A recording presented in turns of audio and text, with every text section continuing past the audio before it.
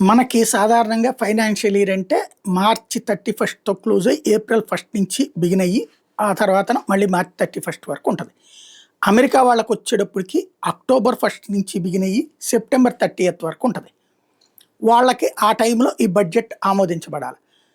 Budget ఆమోదించకపోతే ఏమవుతుంది? జీతాలు ఎట్లా ఇస్తారు అంటే జీతాలు ఇవ్వాలన్నా ఏది ఇవ్వాలన్నా ఇదిగో దీనికి ఎంత ఖర్చు దీనికి ఎంత ఖర్చు ఇదంతా బడ్జెట్లో మెన్షన్ చేస్తే దాని ప్రకారం ఇవ్వాలి.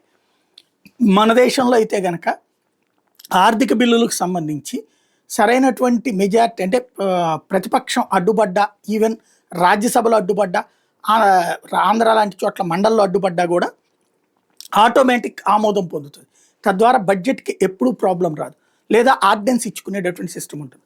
బట్ అమెరికాలో వచ్చేటప్పటికి అట్లా ఉండదు.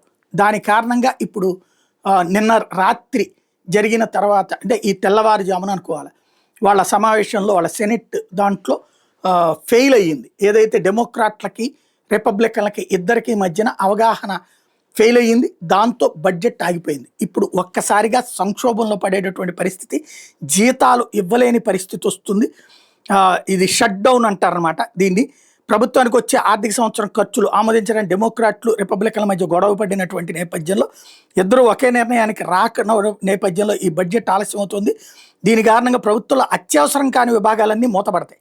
లక్షలాది ప్రభుత్వ ఉద్యోగులు జీతాలు ఆగిపోతాయి. మళ్ళీ ఈ బడ్జెట్ అయ్యేదాకా వాళ్ళు అప్పులు చేసుకోవాల్సి వస్తుంది. వాళ్ళకి ఈఎంఐలు ఇవన్నీ జీతాలు ఫీజులు కట్టాలి కదా వాళ్ళ పిల్లలకి, అది ఇబ్బంది అవుతుంది.